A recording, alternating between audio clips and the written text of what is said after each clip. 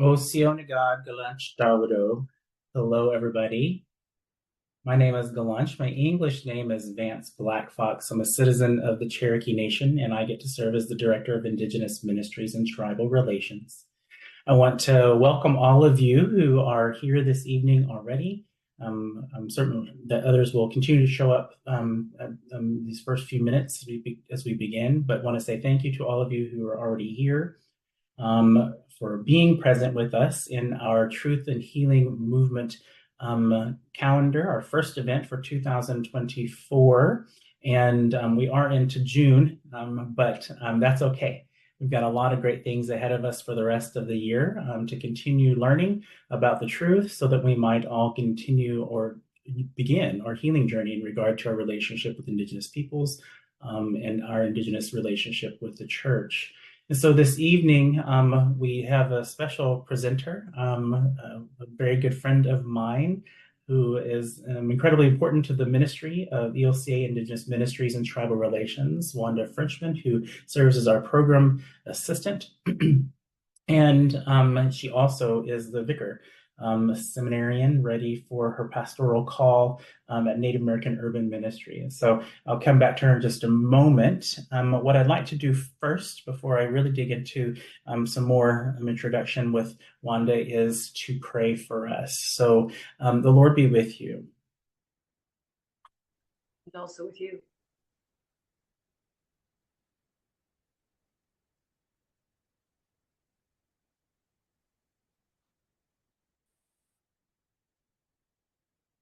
Lighting some sage this evening to pray with over our time together.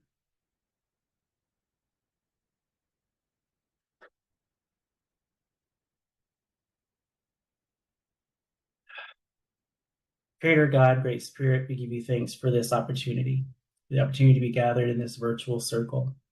For all those who are gathered in this space, who are bringing both their gifts and their passion around justice and around telling the truth so that we might be healed. Give you thanks for Wanda Frenchman, our friend and our colleague, who is going to lead us in our time this evening to teach us about ways in which we might be together in community with Indigenous peoples. We give you thanks for the work that you've placed before us in regard to justice, and for the work that you placed before us in regard to how we might help this church move forward in love, forward in grace, forward in hope. We give you thanks for this movement, the Truth and Healing Movement, and for the gifts that our leaders offer us in this way, especially Presiding Bishop Elizabeth Eaton and others who continue to support this work, this movement. Be with us. Might our ears be open, might our hearts be open, and might we continue to learn and be ready for the journey ahead. All these things we pray in Jesus' name. Amen. So I also, while I've mentioned Wanda, I do want to mention some other folks who are important to us. We have Justice Nichols in the room, who is our program coordinator for Indigenous Ministries and Tribal Relations. We're thankful for her work and her presence with Wanda and myself in the work that we're doing, as well as our tech team, our support team, who comes to us from a variety of places in the ELCA, from marketing communications and development and strategic communications and coaching. So we have with us, excuse me, move this over just a little bit so I can breathe. But we have Brett, who is our tech guru and who is producing our show this evening, who works in strategic communications at the ELCA. We have Jason, who is one of the leaders of our coaching network, who is with us and also supports our technical needs for our Truth and Healing Movement activities. And then, of course, Caitlin, who works in development communications and has continued to be incredible at helping us lift up all the things that we're doing in Indigenous ministries and tribal relations, especially our Truth and Healing Movement activities. And so I want to say thank you to all of them and all the others from the communications departments and other places that continue to support the work to bring these types of activities to you and places for us to learn together. So thank you so much Thank you to you, friends, for being here. And I do want to say just a couple more things about Wanda. Wanda, as I've mentioned, is a vicar and is in seminary. She's one of our students also that's going through the Theological Education for Indigenous Leaders program. We have an article on our webpage about that if you want to read that at elca.org/indigenous. She is actually was our lone seminarian for some time going through the team program and before the teal program began, and she had a lot of great input for me and for others at PLTS and the association as we continue to look at how we put this program for Indigenous leaders together. So thank you to Wanda for that leadership. Wanda does serve as a vicar alongside her mother, who's the pastor at Native American Urban Ministries, and her mother is a wonderful support to me and to others who have been doing Indigenous ministry for some time. And so she is the founder there at Native American Urban Ministry, and we're just really grateful for the ministry that Mary Louise Frenchman has been about for all these years in the ELCA. So, and of course, Wanda supporting her all along the way, and was soon to be the pastor in her stead. And so, as maybe her mom might retire at some point, we don't know. She may or may not. We'll see. But Wanda's ready to do that ministry there, and has been doing that ministry already. If you've not heard about Native American Urban Ministry, you might check out their webpage. I don't know if you have that handy there, Wanda, but they do an incredible ministry with homeless folks in the Phoenix metropolitan area, mostly Native folks, but not just Native folks, but mostly Native folks, and build relationships with other Native organizations in the area to make sure that there's some provision of food and care in many ways to those folks who are living on the streets and or who are living in poverty in that urban community. So we're really grateful for all that they do there. Wanda continues to represent us in a variety of places, and she was just on the road for us not too long ago. For those of you who are coming to the gathering, she's going to be at the youth gathering with us, and so you'll see and get to meet her there. But Wanda is just an incredible gift, and I'll stop there because I just love her so much. We keep talking about all the cool stuff she does, but maybe she has some more things that she'd like to share as she introduces herself. So just so you know the format, we're going to give Wanda some time to present this evening, and then we'll have times for question and answer at the end. So if you do have questions to be answered later, please use the Q&A button at the bottom of your Zoom screen. That's where you should place your questions. And Wanda will be able to look at those when it comes time for the Q&A session at the end. If they go in the chat, we might be able to move those over for you, but we prefer that you do that yourself. Also, a couple of things. One, if you can remember to keep yourself muted, I would really appreciate that. It keeps the presentation going. We don't have to stop to say, hey, can you mute yourself? We hear your cat in the background or whatever that might be. So keep yourself muted. I'd appreciate it. And then also, I know that not all of you want to do this, but I know it's helpful to me, and it might be helpful for Wanda, for some of you to turn your cameras on if you're able so she can see you. That I know is always helpful to me when I'm presenting on Zoom, and that may not matter to Wanda, but I just want to offer that hospitality to her this evening, should she want that. And the last thing I'll say is that I reside and presently on today, because usually I'm on the road a lot, some of you know that, I am on the lands of the Cherokee Nation Reservation, which is the original homelands of the Choctaw, Caddo, and Osage peoples, and what we know now currently as the state of Oklahoma. I'd like to invite all of you in the chat to list the Indigenous lands that you're on today. Whether it be where you reside or where you are presently doing work or serving or whatever it might be. In the chat, I encourage you to check that out. If you need to do some research as to where you are, you can go to native-land.ca.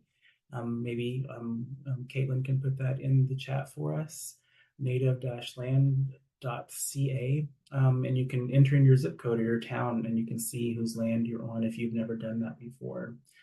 There's also a resource, a land acknowledgement resource guide on our webpage for those of you who haven't practiced the land acknowledgement before personally or in your congregation. We encourage you to adopt that practice as it is written into our declaration to Indigenous peoples in the ELCA, as well as into two other resolutions and memorials that came through the church-wide assembly not too long ago. So something that we as a church have affirmed is important and have committed to doing across the church. So I encourage you to do that. Again, thank you all so much for being here. I will now hush again and offer the stage to Wanda Frenchman. Thank you, Wanda, for offering your gifts and talents and skills and knowledge and all the things here this evening. Vance, you're way too kind. I do a lot, but I do it for my people and I do it for God, and I love the work that I do. So I'm excited to be here tonight. I was really nervous, and I don't know why, because I know powwow better than I know a lot of things. So I think this should be really fun. Thank you for putting your locations of where you are in the chat. I appreciate that. And I have a slideshow that I would like to start. So I'm gonna share that now. I can find it. Oh, of course I can.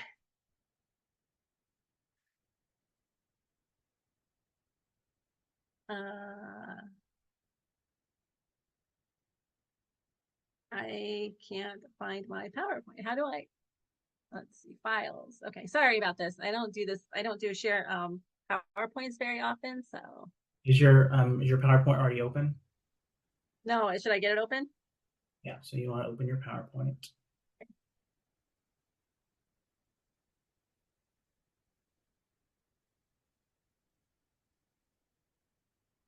And then I will do share screen, and I will find it, and I will share it, and I will do slideshow.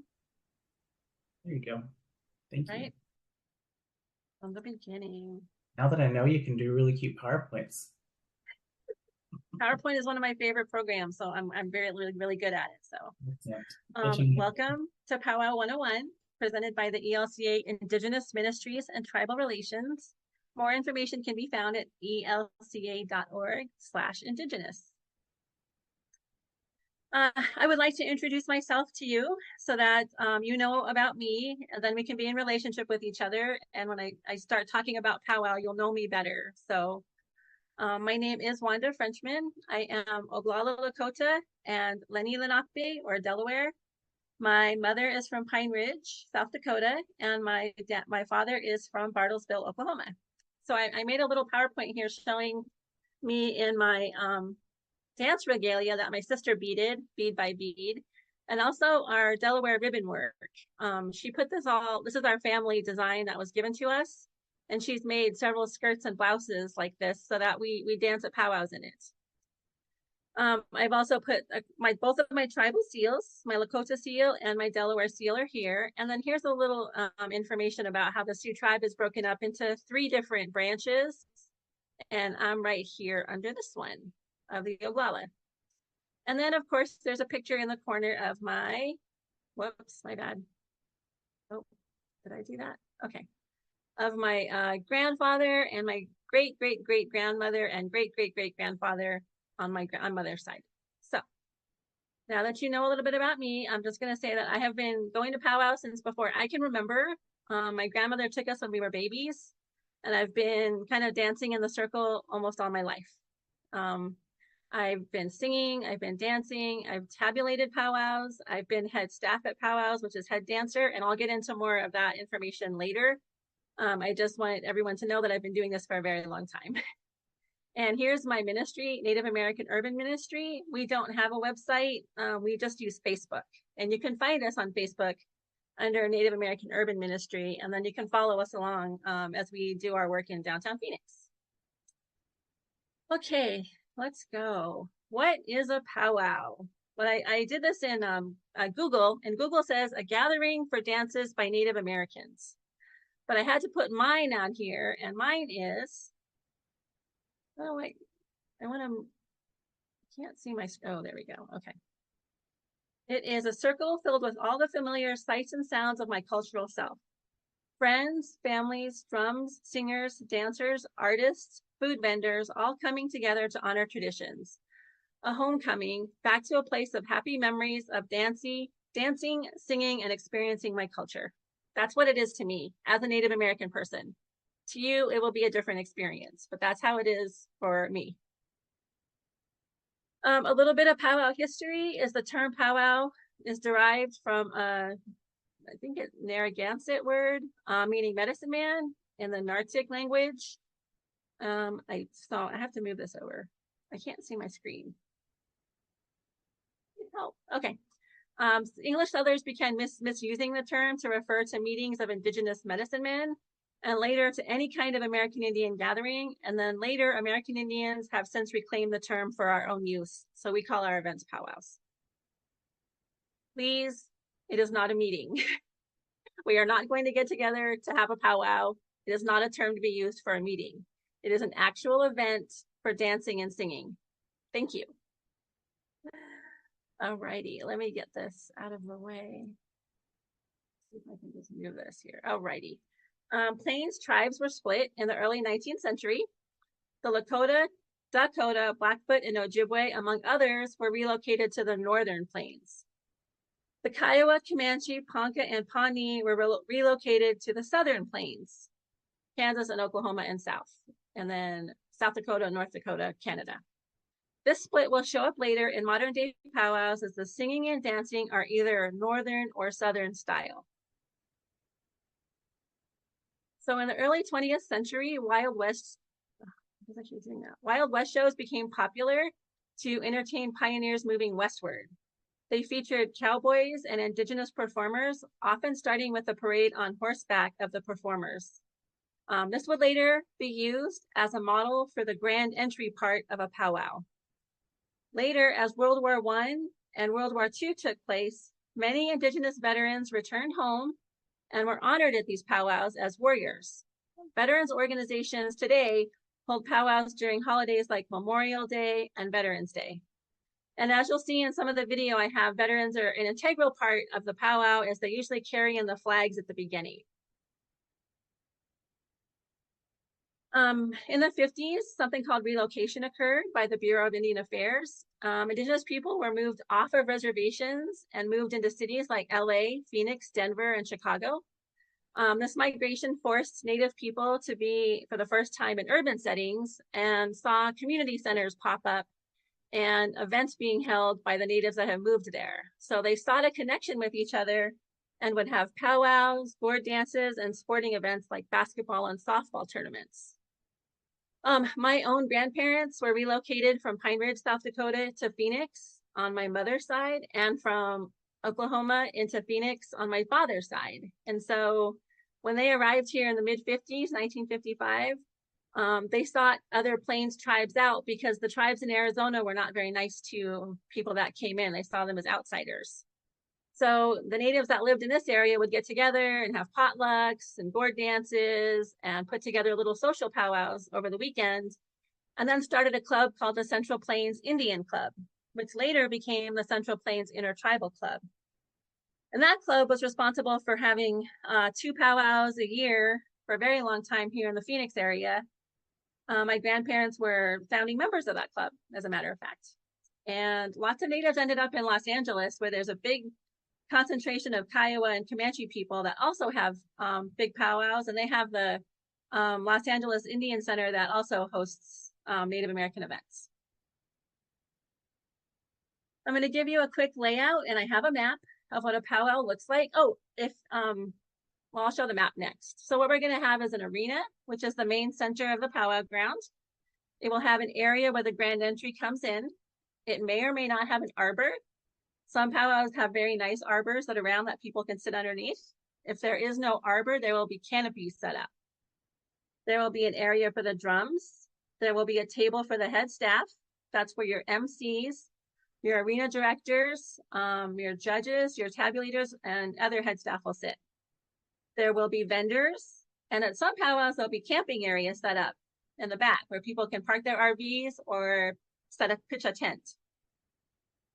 Here's a map.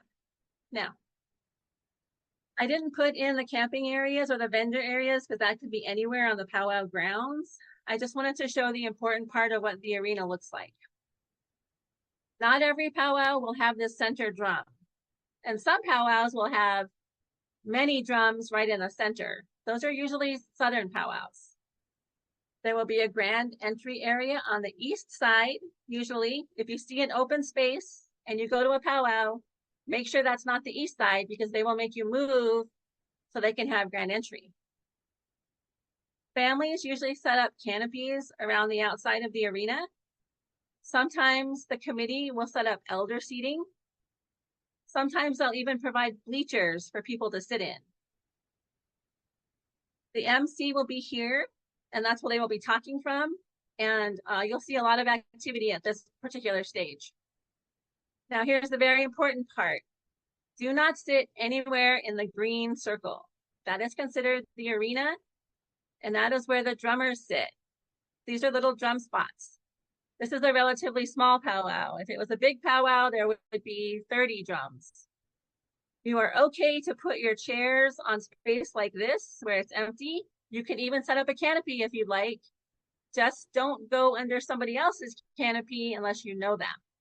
So if you bring your chairs, you're more than welcome to set up in this empty spaces where there's not canopy. But you cannot sit up in front of a drum, and you can't sit up next to a drum. And that is because that arena has been blessed. Somebody has gone out there and blessed that arena for the powwow and for the dancers and for the singers.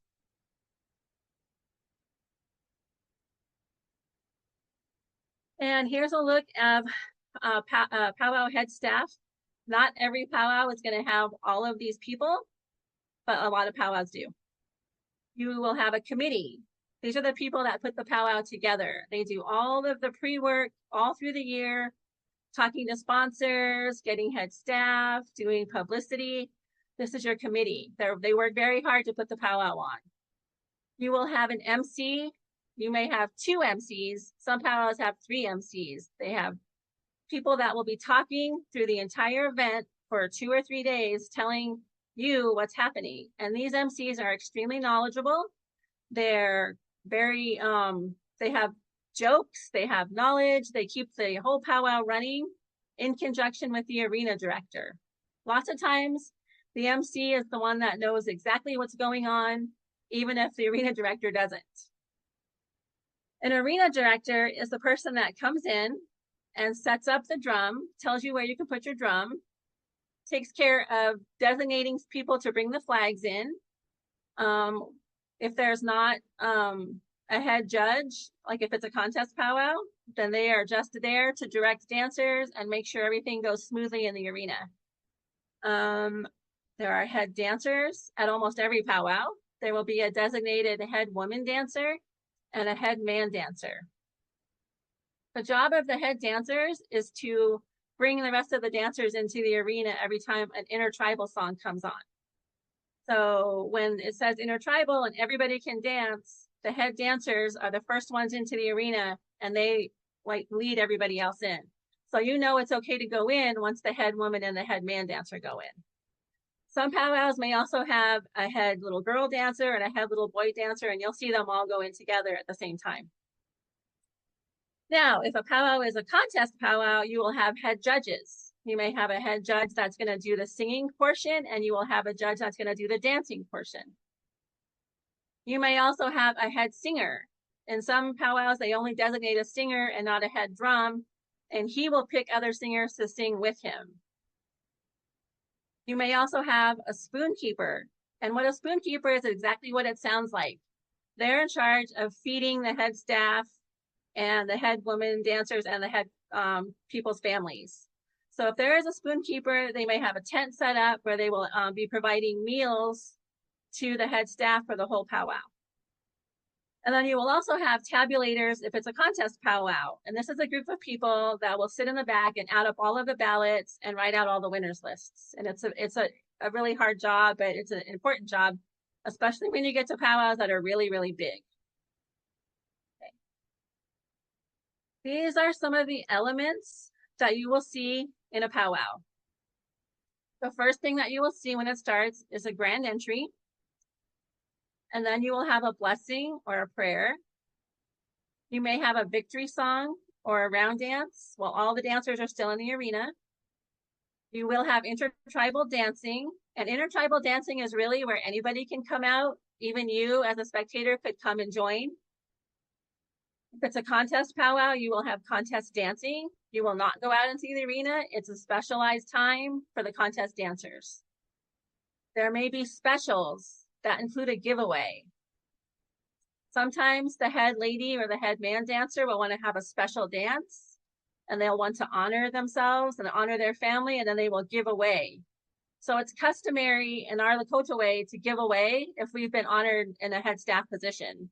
And we give away baskets of food, we give away blankets, we give away quilts, we give away money, we give away pretty much, it's a big deal. You get all of your things together over a year so you can give away at the powwow.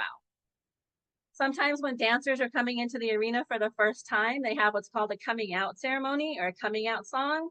They will also have a special, and they will also have a giveaway. So if you show up at a powwow and you see somebody giving away everything in their house, it's because they were honored somehow by the powwow committee.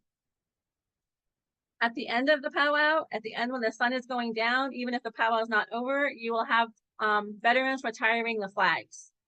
And that is because the flag doesn't come out when the sun is down. So right before the sun goes down, you will see them take the flags out. Doesn't mean it's over yet. It just means that they're being respectful to the US flag and putting it away for the night. Now let's get into a part called powwow songs. Powwow songs are generally split up into two different categories. Northern, which are tribes from the Northern Plains in Canada, and Southern songs, which are tribes from the Southern Plains. Both styles of singing will have women backup singers. Other singing that you may see at a powwow would be gourd dance. Gourd dance isn't traditionally a powwow dance, but lots of times they will have a gourd dance before the powwow portion starts. Bird dance is particular to California and Arizona because it's the dances that are done by the tribes out here in my part of the country. And round dance. Round dance is a dance that is done in the northern part of the country or in Canada. Now, round dance can be its very own dance. And that's only happens in the wintertime. And it's a all night and hand drums, and it's really festive. If you ever get a chance to go to a round dance, I urge you to go. Southern tribes also have round dance, and that's a lot of fun too, but they usually do round dance in a powwow. It's on its own separate event, like the northern tribes do. And I have a video here, so I'm going to give you an example of what northern singing sounds like. Now, I'll do a southern song right after this one, but I'm going to play a little snippet of this video so you can get a chance to hear it. So if you don't have your sound turned up, I suggest you turn your sound up. Thank you.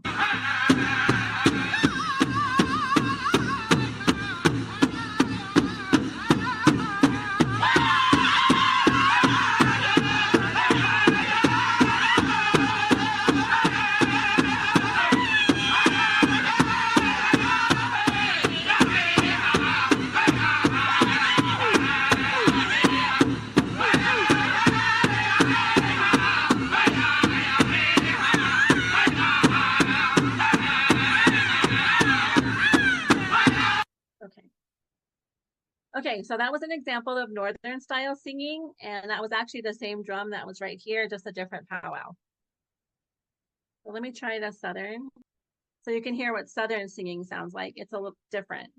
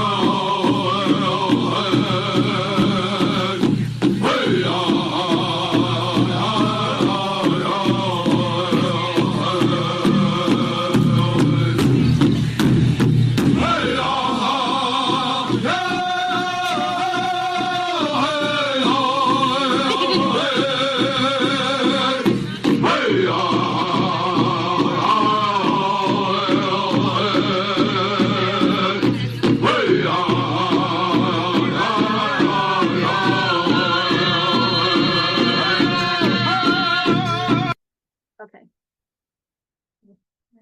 And that was Southern singing, and I hope that you can tell a little bit of a difference between the two. I apologize that it's not, my video is not working, but let me go back to my PowerPoint.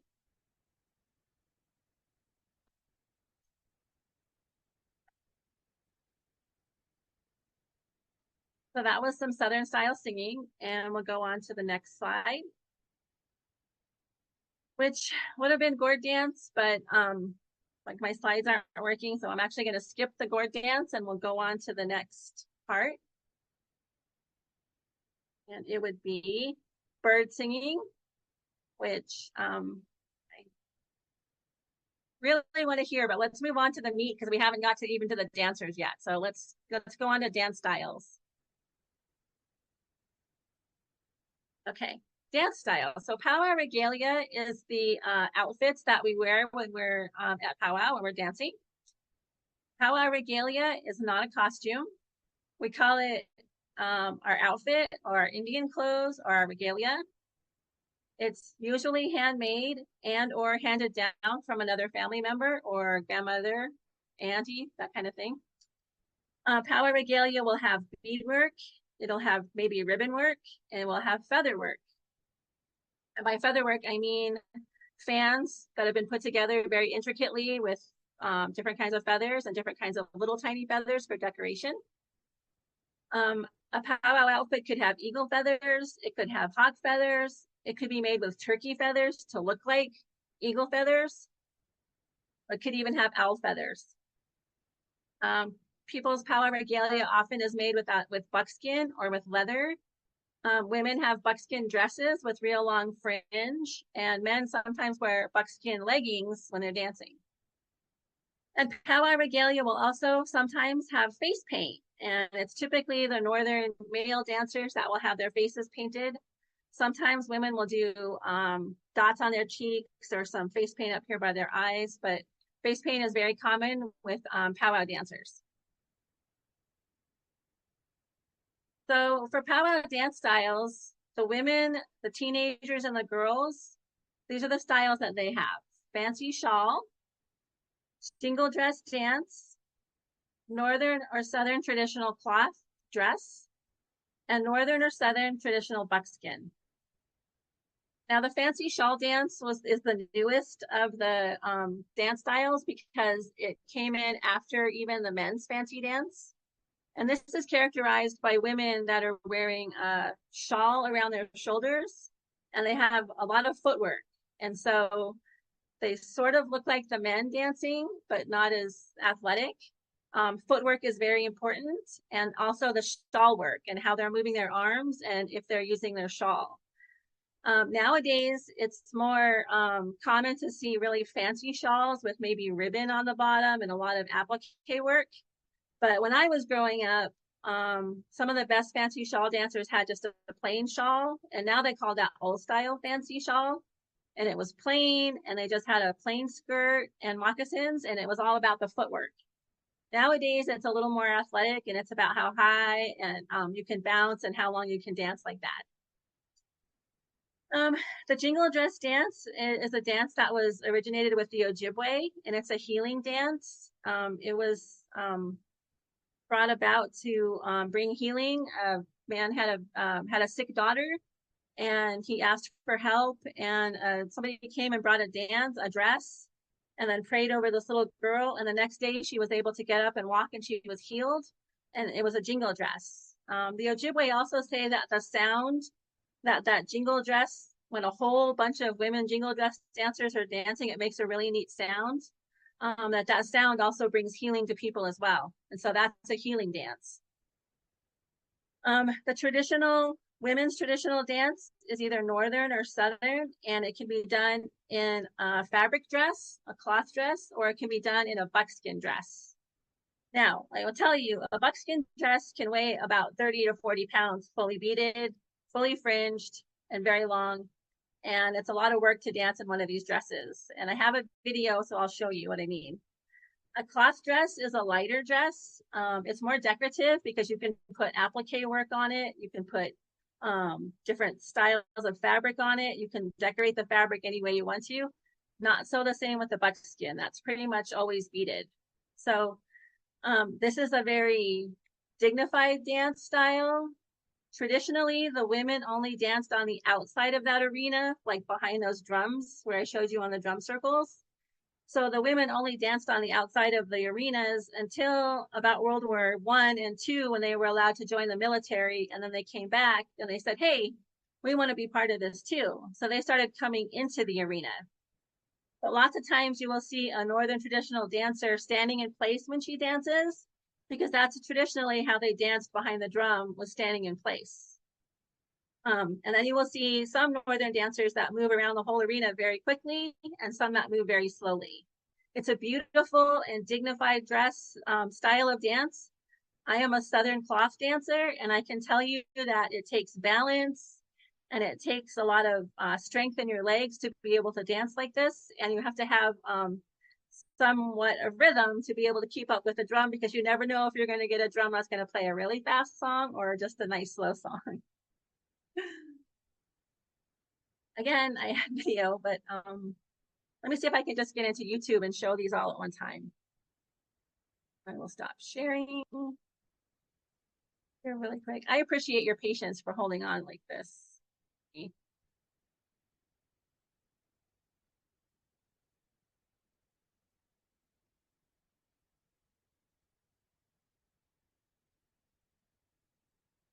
will show this.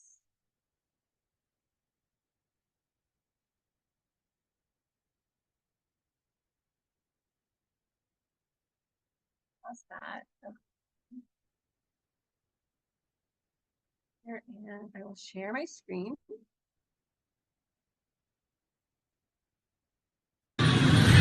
Clarence, we were asked by security if all the young men can come into the circle here.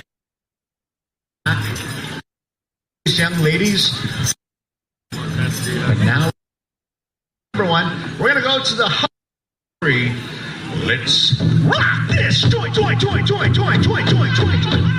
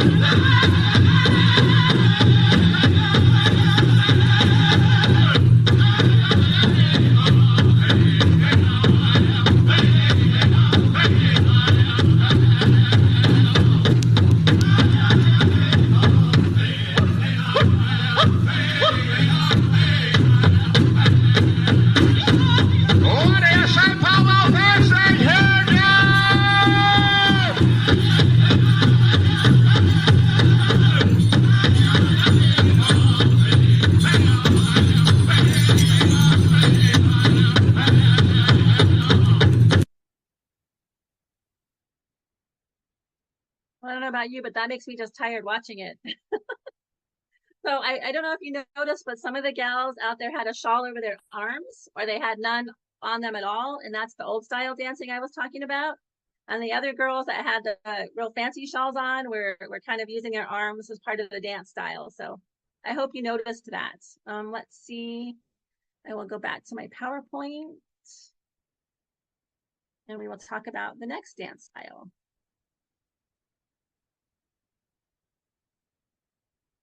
And that will be the women's jingle dress. As you can see on this picture, every one of these little silver cones that's on their dresses is the top of a chewing tobacco can. And you can get these jingles in all different colors now. Or there's gold, there's silver. I've seen pink ones. And they have to sew every one of these jingles on by hand. So if you see a dress that has a whole bunch like this one, that dress took a lot of time and energy to make. and it's probably very heavy, but the sound it makes is amazing. So let me find a video for that.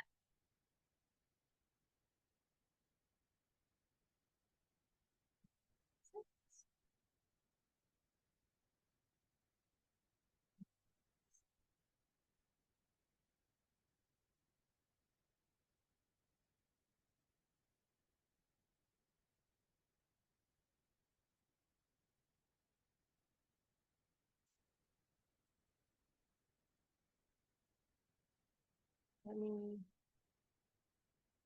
go back to my screen. Okay, this is the jingle dress, and I'm going to share this now.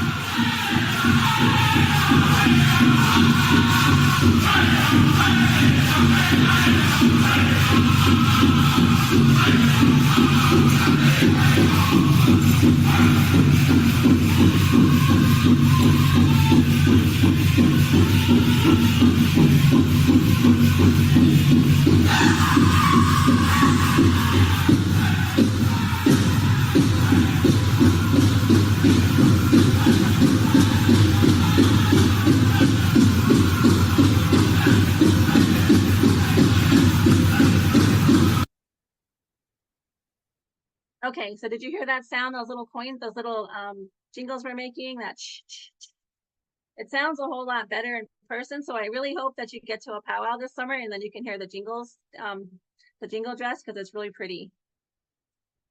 Get back into my PowerPoint. And the next dance style that we have is,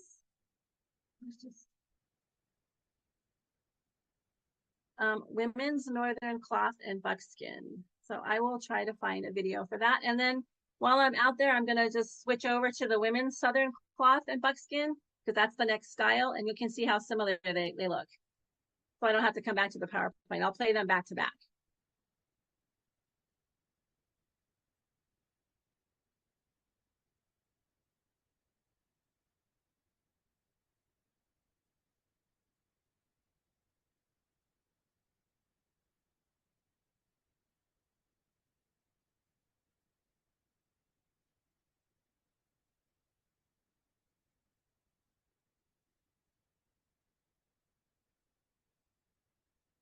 Okay, I'm going to share northern cloth and buckskin and then southern cloth and buckskin with you.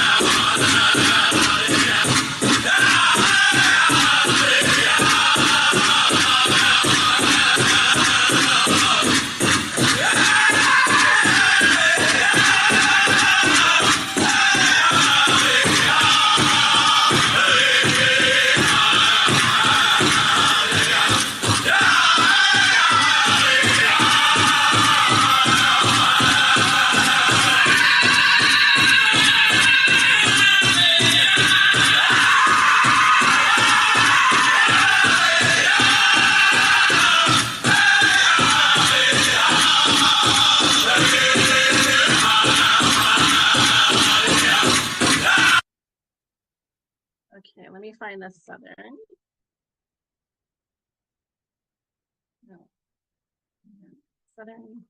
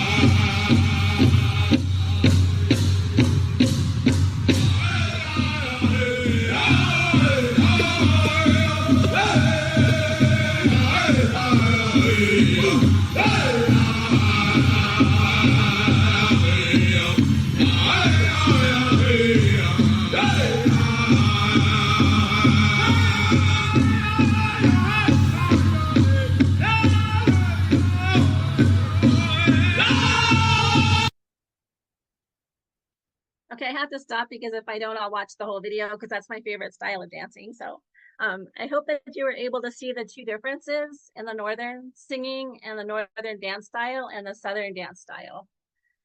It's very distinct, and to me, it's very different. To you, it may look the same, but the Southern dancers, when the drum hits the honor beats, they will bend forward.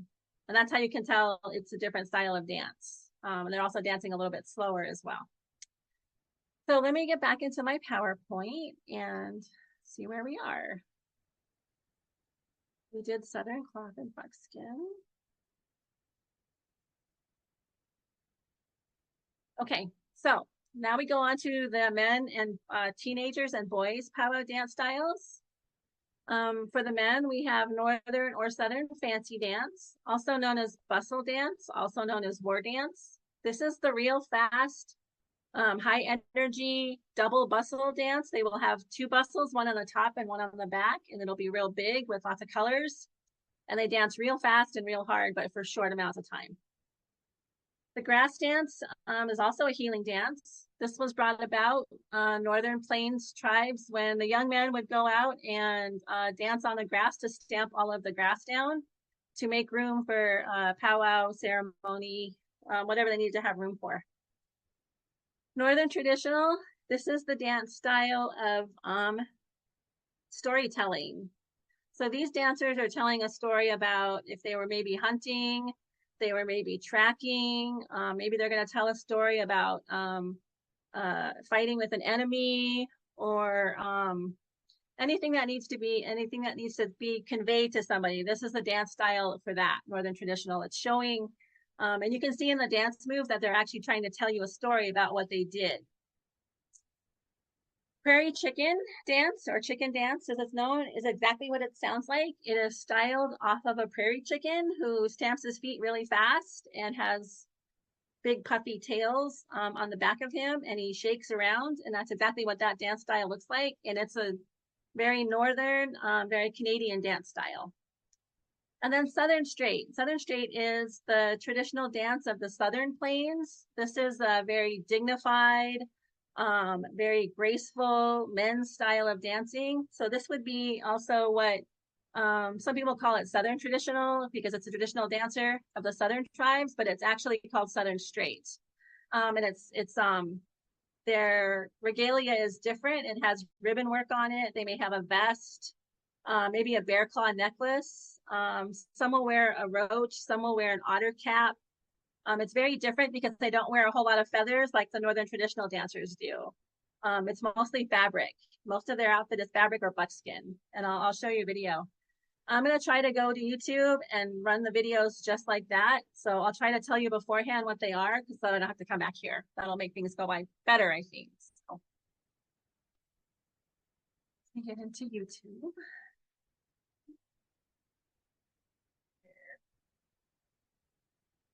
Let me go here and use.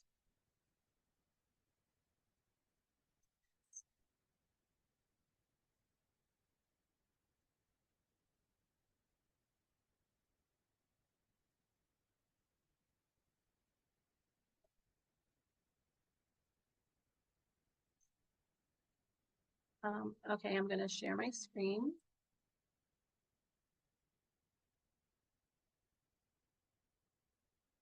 Two, one, seven, style. Here we go.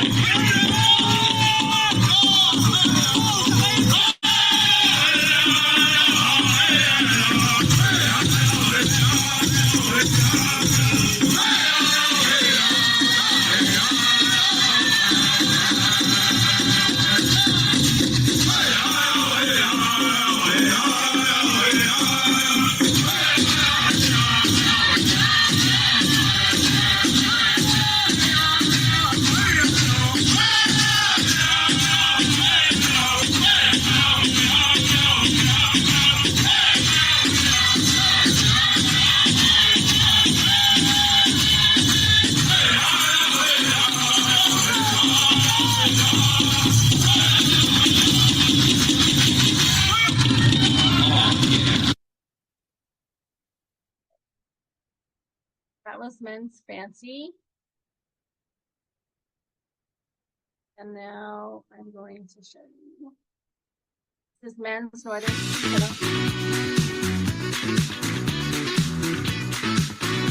Schedule, keeping us in a timely fashion. That's a lot of work. One song. It's a long way down.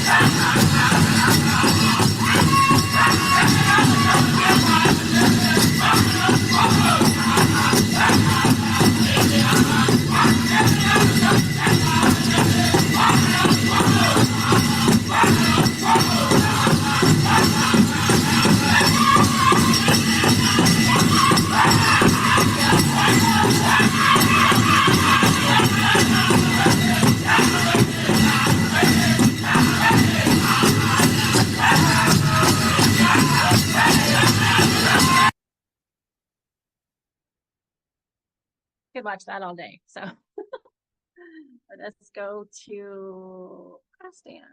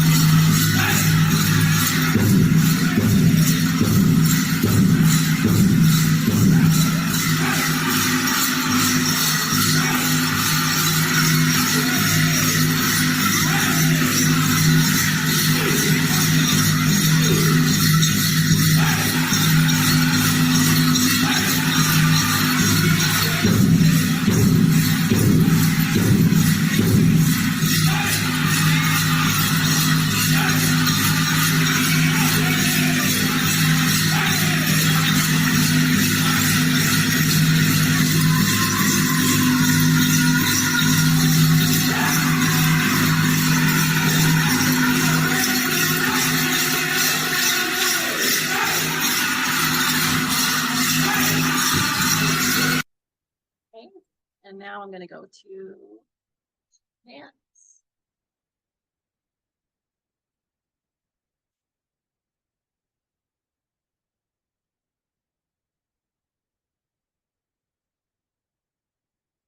Walter says we're ready to go. If you would, the guys contest.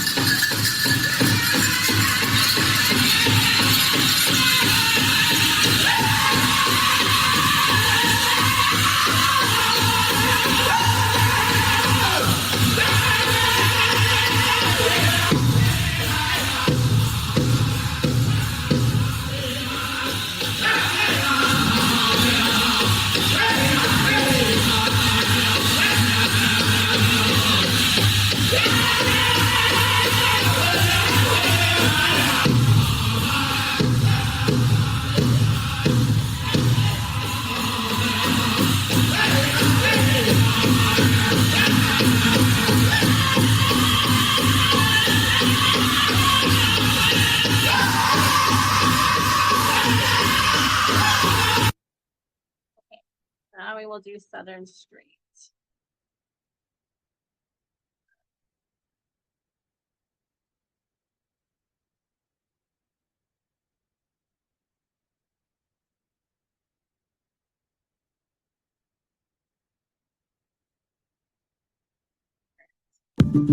At Corient, wealth management begins and ends with you.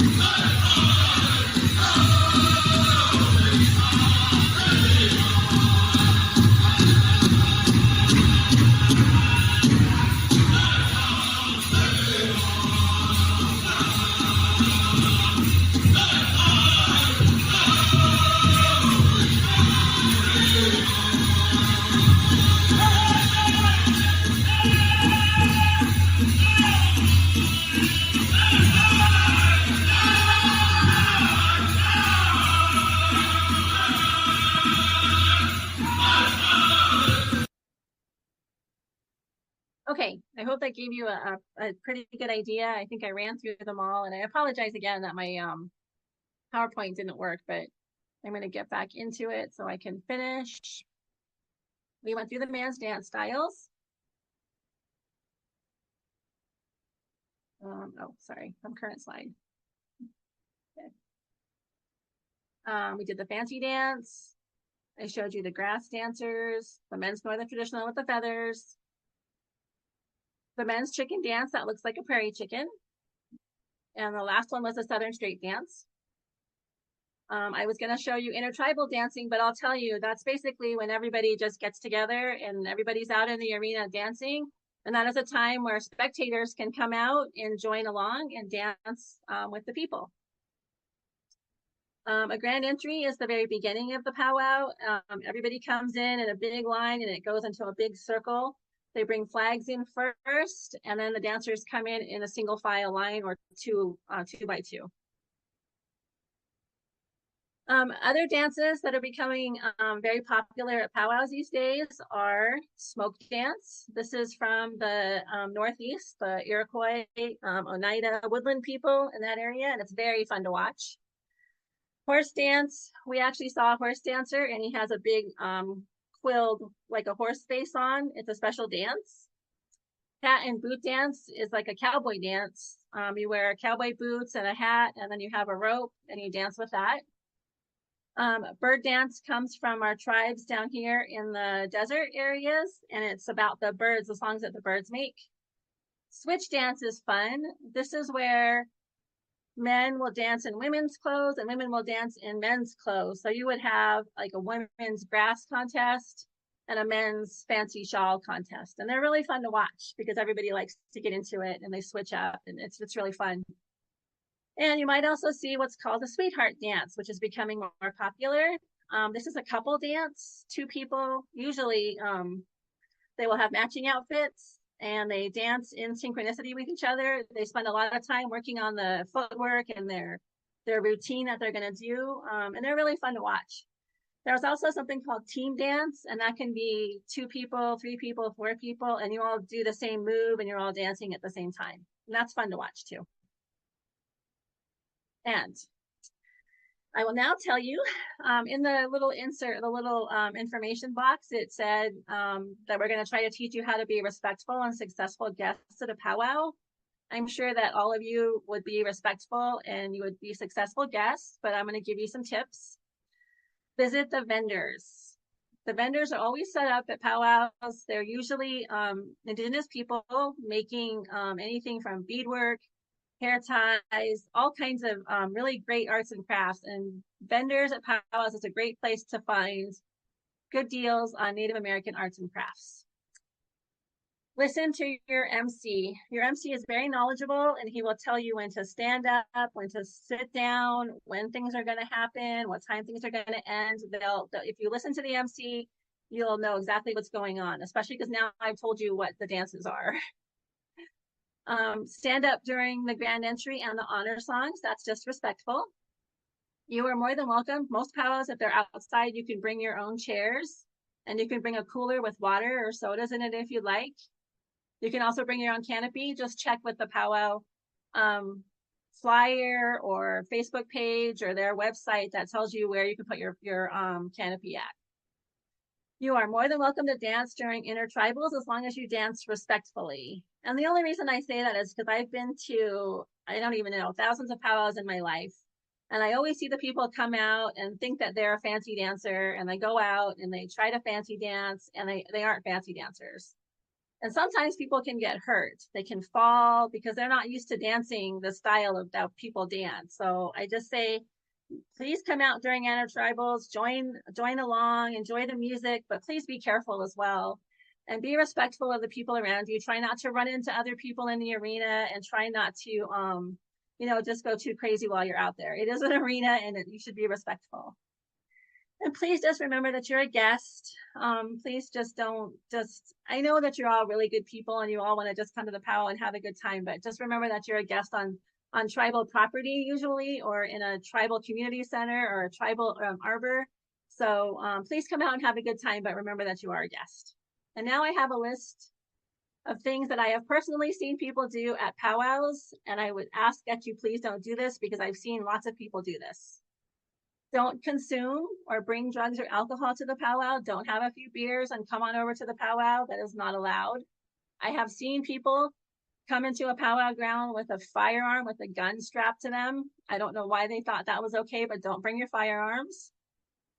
Please don't walk up to a dancer and touch their regalia or grab their feathers. I've seen this happen so many times. People get excited and they run up and they grab somebody's feathers. Children especially will run up and grab somebody's outfit. Don't do that. Don't take photography in the arena. The powwow usually has a photographer that they use for all their photography. So if you're in the arena, you could get run over. Someone can walk over you. Please don't take photography, and they'll probably announce it at the powwow. Don't take a dancer's photos without permission. Please just ask them first. And most dancers are really good about saying, yeah, I'll take a picture, no problem, because you know they put a lot of work and energy into their outfits and they want it to be seen.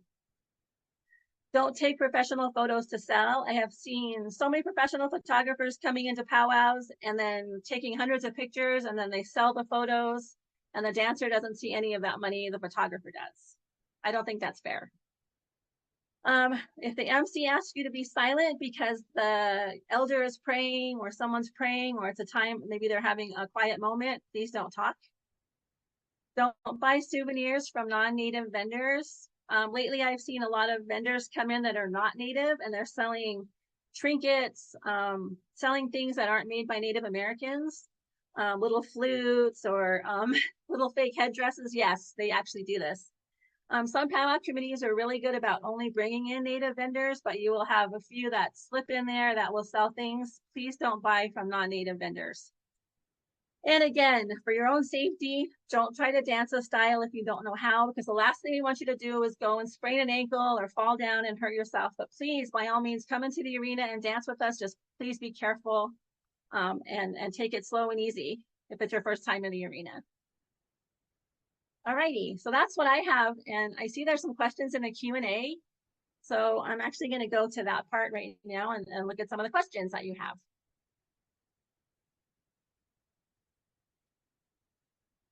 Okay, so Elizabeth says, you just talked about not sitting in a center area, that it has been blessed. I'm guessing that is also true that you don't walk across the arena area to get to the other side, correct? Rather walk around the outer circle. Yes, that's absolutely correct. If you have to go through the arena for any reason, you should walk around the outside of the arena, behind the drums or however you need to go. Just don't walk across the center of the arena. Like you see a vendor on the other side you want to get to, don't go through the arena, go around the arena, please. Okay, and Mary has a question that says, is the Southern singing from the Southwest part of the US or the Southeast? No, Southern singing originated in the Southern Plains area. So that would be Oklahoma, Texas, anything south of maybe Kansas. So it's not part of the Southwest. Now that doesn't mean that people from the Southwest don't sing, because there's a Hopi drum group called Southern Style, and they're from Northern Arizona, but they sing Southern songs, the Oklahoma Southern songs, and they're actually pretty good. But it originates mostly from Oklahoma. And let's see, are women ever drummers? Ooh, that's a good question. That's a real good question. I have seen Northern drum groups of 4 or 5 women, of all women. I have seen drum groups with 2 spirit women that are singing. This means that they're identify as male, so they're welcome at the drum. I have never seen a Southern drum with a female singer at it. The women usually stand up behind the drum in the Southern style of singing. Let's see. Marissa has a good question. Wanda, what did you mean by the honor beats? Should I be listening for something like the sound level? Yes. In every song, Northern and Southern, there's honor beats, and it's because the song is usually what you would call verses in other music, but we call them pickups. So it's like one time through the song goes, however, if it's vocal bowls or words, one time through the song goes, and then the drum will hit real hard 3 or 4 times, and then they'll start over again. They'll run through the song again, and then they'll hit the drum real hard again. It's offbeat from the other beat, so you can tell, and that's what they call the honor beats. So I hope that explains it. And then Elizabeth has another question. For the men's traditional dance, are they all telling the same story when they dance together? Is a particular story tied to the music played? No. Each person is telling their own individual story. Each person dancing is telling their own story about what they did. It looks very similar because a lot of the motions are the same, like maybe they're doing a stabbing motion, or maybe they're raising up their staff to the sky, so it kind of looks like they're all doing the same story, but they're not. It's all individual, but it's kind of all the same dance moves. Okay, Marissa has a question. In the powwow dances, are there footstep patterns for each dance style? Not really. For women's Southern cloth, the dance is really easy. It's just one foot in front of the other. Lots of dancers use their own footwork because footwork is original, and that's what makes you a good dancer, is being original about your footwork. So there's not really a pattern for it, no. It's kind of going on beat though, so it's like almost like a two-step for each foot, if that helps. But there's not like you can't lay the pattern out on the ground and see what it is, in other words. Okay. Let's see, Elizabeth has a question. Is there a grand entry every day of a powwow or just at the beginning of the first day? That depends on the powwow, but most of the time you'll have a grand entry on Friday night for the first night of the powwow, and then 2 on Saturday, because they usually do 1 at noontime and then 1 at night. And then on Sunday, they'll have 1 in the afternoon, because the powwow will usually end by Sunday night sometime. I have seen them where they don't have them on Saturday at all, where they just have them at night, Friday night, Saturday, and then Sunday afternoon. I have seen powwows that if it's a one-day powwow, like just a Friday or Saturday social powwow, they'll just do 1 grand entry at noon and that'll be it. So it really depends on the length of the powwow and how much time that the committee has set up for it. But your flyer is a good place to find that information, because your flyer will tell you all kinds of things. It gives you all the information, start times, location, drum groups that are going to be there. It'll tell you everything. Alrighty, Amy, question about applause. Is it appropriate? I've been taught not to. If that's the case, what's appropriate to show appreciation? Well, I've heard lots of people do applause at powwows, and I don't think I think it's fine. I think if you're sitting up in the bleachers or you're sitting in your own area, I think you could certainly clap. It's almost like I would say at church, like if you were in your church and there's someone gives a very good sermon, do you clap? Sometimes you want to, but then you probably don't. Powwows usually are not that strict, and I would say that you could go ahead and clap if you wanted to. And Pastor Karen has a question. Is there a powwow circuit where dancers go from place to place for the contest? Yes, there is a powwow circuit. And in the wintertime, the powwow circuit is in the Southwest and California. And in the summertime, it's in Montana, North Dakota, South Dakota, Minnesota, Wisconsin, because of the weather. So technically, a person could travel all year long and hit powwows all over in the Southwest every weekend. And I actually know people that do this, that powwow all the time for a living. That's their profession. And so, yes, there is a circuit. I put into the chat earlier some links that you could find powwows at. So I know that in the ELCA we had powwows.com, and they are a really good resource to find powwows. However, that particular website is run by a non-native man, and it's very commercialized, so there's lots of ads on it. I suggest that you try the Indian Country Today Powwow Guide, which has lists of all the powwows that are coming up. Also, there is if you do have Facebook, there's a Powwows and Beyond group that has powwow flyers in it. Also, Oklahoma Powwow Trail Facebook site has tons of flyers in it too. Everybody puts flyers up all over. So if you just have to find a powwow group, you can do the powwows.com group, and they put flyers up too. they also, there's live streaming from a lot of the bigger powwows. So Lone Teepee Productions on YouTube has a ton of videos right now, and they stream live from the bigger powwows, and their streams are amazing. They have drone footage that comes in and flies over the grand entry, and they split the screens. I mean, it's amazing. Lone Teepee Productions is a newer one. Powwows.com also streams powwows, so you can look at their YouTube page as well. There is, if you wanted to sit and just look at powwows all night, you could do that. I do that sometimes. But there's plenty of resources out there, and there's plenty of information that you can find if you're looking for a powwow. Is there another question? Are there powwows in the Southeast? Yes. The Alabama Coushatta tribe just had a powwow in Kinder, Louisiana this past weekend. The Seminole tribe in Florida has a big powwow, and that was like last month. There, North Carolina, the Cherokee Nation powwows coming up 4th of July weekend. There are powwows all over the country. You just need to know where to find them. But yes, there's not, they're everywhere. Are there any other questions? No.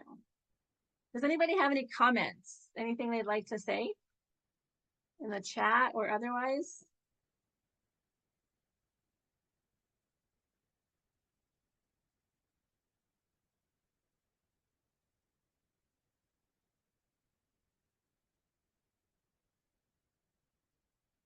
Nobody has any burning questions about powwows? Wanda, Yeah. I did put in the chat links to the Gourd Birds Rounded Smoke dance videos if you want to. Okay. Just put it to you, so I'm happy to put that to everybody else if you'd like. Or There's a question in the chat from Daniel. I just saw it. It says, is there a particular order for the dance style, or does it depend on the powwow? It depends on the powwow. There's not a particular there's not a set order. They'll just do them whenever they can do them during the powwow. And how do you decide the style that you are dancing? Is it family tradition, since there is so much work put into the outfits? As you can see, some of the dances are really athletic, like fancy dances. So it's really, I think, what you think you're capable of doing. Sometimes it is family tradition. Sometimes people say, my brother was a grass dancer, my dad was a grass dancer, I'm a grass dancer. So sometimes, it just happens like that. But sometimes you're also able to pick whatever, dress style you want to do. Like if you want to be a jingle dress dancer, if you want to be a chicken dancer, it just depends. But it also has to fit your gender specific, because dances right now are not open. We do have two-spirit powwows, which are amazing. So people can come in whatever outfit they feel like. And I love that. So we have a big one here in Phoenix where people are welcome to come and dance whatever style they want, regardless of gender, which is great. But there's some powwows that's not really welcome yet. Okay, I don't think there's any more questions, but yeah, Vance put the other dance styles in on chat, and I really appreciate it. There is, looks like there's one more question. Did you get to that one, or was I looking somewhere else? For Daniels or someone else? Question and answers. My bad, sorry. I don't have it anymore. So do dancers just adapt to whatever is being drummed? Question mark. Yes. Yes. So if you go out there and they give you a really fast song, you have to dance to a really fast song, if that's what you're talking about. Within your particular style of dancing, you could get a different kind of song. So the songs I showed you were all straight songs, because we could get into it a little bit further, but you could get a round dance song for your contest song, and then you have to dance a round dance. You could also get what's called a crow hop, and then you have to do a crow hop style of dancing, and that's a little bit harder. And you could also get a double beat crow hop, which is even harder than a regular crow hop because it's double beat. It's double the beat. So you're dancing double time through a song like that. So when you're doing the contests, if they give you a side step or a round dance, you just have to dance to whatever it is. I showed you just straight songs because that's easier, but you'll see dancers dancing to different styles with different songs, whatever the drummers are. And also, singers need to know all these different kinds of songs, because if the MC says, hey, we're coming to you, sharpshooter, for a double beat, they have to know a double beat song to sing it, because they can't pass. You can't just say, no, I'm not going to sing that. They got to sing something. So singers are super knowledgeable. They'll have hundreds of songs in their heads. And if they don't, someone at their drum will have a song for it. So singers are absolutely amazing to me. The amount of knowledge and songs that they have, it's impressive, very impressive. Wanda, can you share maybe a little bit about the difference between a contest powwow and a non-contest powwow? Yes. So a non-contest powwow is what's kind of called a traditional or social powwow. And that's where people get together to dance and to listen to songs and maybe have coming outs and maybe do giveaways and maybe do naming ceremonies if they wanted to.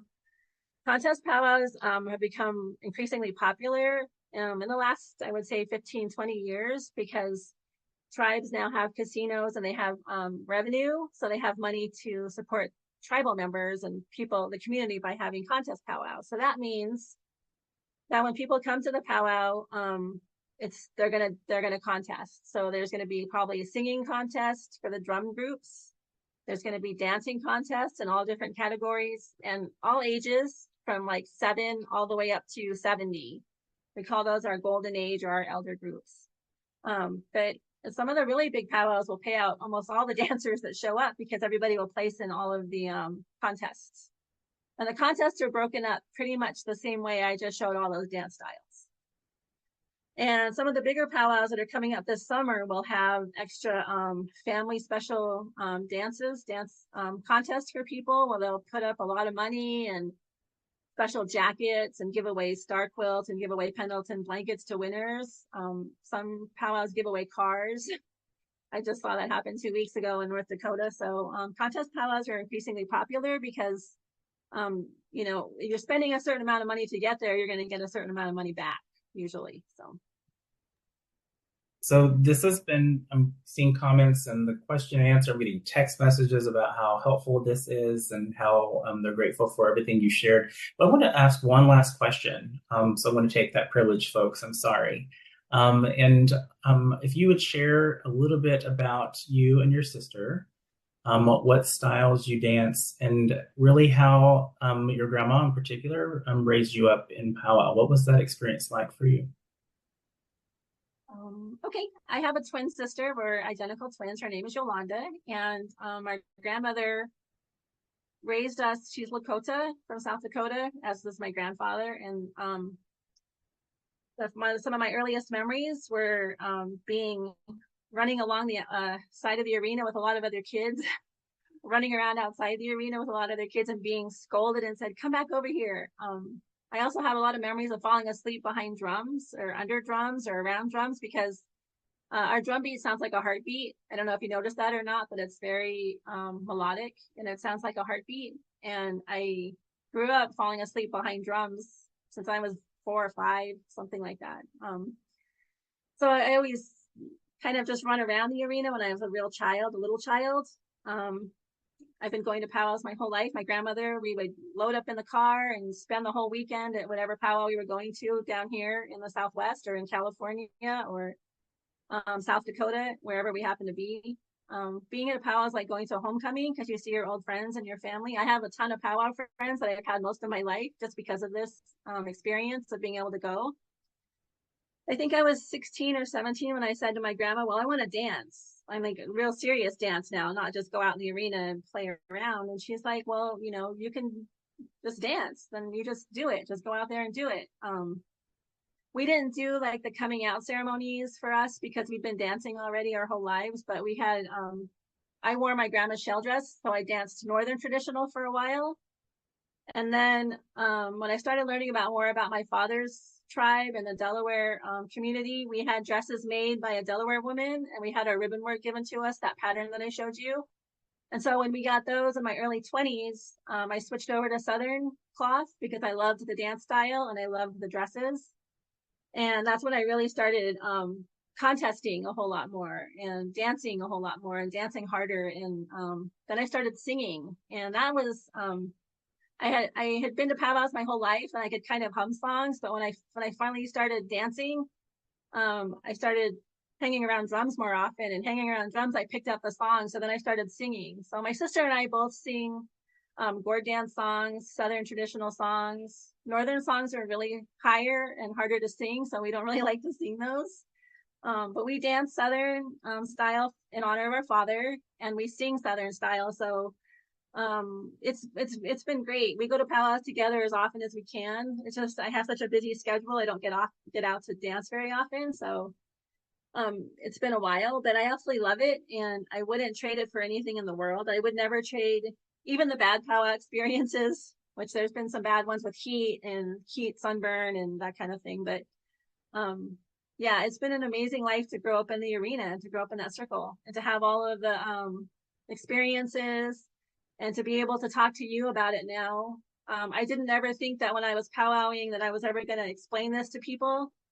But my sister and I like to educate people, because we don't like to see people come into the powwow and do things that shouldn't be done, or come in. And we're more than happy to talk to people when they're at a powwow. We'll try to explain things to them and educate people, because we want you to learn about our culture, and we want you to know what we have left. This is what we have left. This is all that we have left. And powwow isn't everything, but to those of us that do it, it's a pretty big deal, because the songs some of these songs are 30, 40 years old that are handed down. And I've seen drum groups pop up of little children, and I know their fathers and their mothers. And that's pretty amazing to me when I see that. That's impressive. I love that. I love seeing the little kids come up. I love seeing little kids that are like adults now, that were tiny tots. And yeah, it's just a really great life to grow up in. And I have to stop because I'm going to cry. Well, Wanda, thank you so much. That's why I asked the question, because I knew you'd share with us the realness of it for you and for so many other Native people. People like Justice and myself who have been around powwows and appreciate powwows, but come from a tribe that wasn't a powwow tribe necessarily. Still have a great appreciation for the art and for the talent and the gifts and the wisdom that collide in all those places where powwows happen. And so I just want to say thank you. Let's give Wanda a round of applause for her vulnerability and for her knowledge and wisdom this evening. Now that I know she does PowerPoints incredibly well and does presenting on Zoom incredibly well, maybe we'll see her present on another topic later on. But for those of you who are here, just know that the recording will be posted on our webpage, elca.org/indigenous, if you've missed that somewhere. And please feel free to share that. And again, Wanda, thank you to you and to your sister for readying yourself to do this presentation for the Truth and Healing Movement for the ELCA. I'm really, really grateful. You're very welcome. Anytime I can be of service, let me know. Fantastic. That's what I like to hear. Well, one of the things that I do want to remind folks is that we do have a schedule. If you've not seen the schedule lately, please go look at the schedule on the Truth and Healing page. You can get to it two ways, elca.org/indigenous and click on Truth and Healing, or you just go to elca.org/truth and healing, and it'll take you to the calendar. We do have the activities on the calendar that we know for sure are ready. We do have 3 or 4 other activities that will be posted in the next, hopefully, couple of days, one of which is coming up on June 25. So that is just a couple weeks down the road, but it's going to be a presentation, a Missing and Murdered Indigenous Women presentation by family members of a trans woman who has gone missing. In fact, it's my family. And so I'm excited for them to be with us, but we're grateful that they're willing to share kind of what their experience has been as Aubrey Dameron has gone missing years ago, 4 or 5 years ago now. And then in addition to that, we'll have another big challenge to the church, and hopefully we can get more and more people engaged, hopefully your congregations, but we're going to encourage a book study. In other words, we're going to ask you to gather folks at your congregations or in your synod to read Custer Died for Your Sins by Vine Deloria Jr. And there will be a study guide, not unlike our Killers of the Flower Moon study guide that has been produced by our Choctaw friend and relative, Sarah Beams, my cousin, that will lead you through the conversation after you've read the book or while you're reading the book. And so I'm going to challenge the whole church. One of the reasons why we do that or doing this is because while for some of you who may have known or even known through me or others, Marlene White Rabbit Helgamo, the first Native woman to be ordained a pastor in the Lutheran Church. One of her biggest, I think, one of the biggest messages to me was the whole church needs rereading Custer Died for Your Sins. And so even today, though she's passed on, walked on, I still hear her in my head a lot of times. And so we're going to be reading Custer Died for Your Sins, and then we'll be covering it in addition to your study at the Vine Deloria Junior Theological Symposium this fall in November. So be ready for that. All that to say, there'll be other activities that will be listed on our page, and hopefully that'll be in the next 3 days. So be checking back at elca.org/Indigenous on the Truth and Healing Movement page for those activities. I want to say again, thank you to Wanda, to our tech team, to all of you who have taken time out this evening to be a part of the Truth and Healing Movement in this way. Be thinking about the ways in which you can be part of that movement and promote this movement in your congregations, in your communities, in your synods. And just know that we're really grateful for all of you who have committed yourself so far, in many ways coming multiple times to these activities. And for those of you who are new, we're grateful, and we hope you stick around and join us. I believe that's the last thing I have to say. I could talk all night, y'all know that, but I'll have plenty of time at the Indian 101 presentation that I'll be doing, and at our report. We're actually going to be talking about what's been going on in Indigenous ministries and tribal relations in July, both myself, Wanda, and Justice. So please join us for that, to hear about all the things that you don't get to read about on our website, because there's a lot of extra really cool stuff that we've been working on, and we want you to know all about it. So thank you all so much. Wado, wado, wado, wado. Thank you, Wanda. And everybody have a good night, and we'll see you next time. Thank you so much.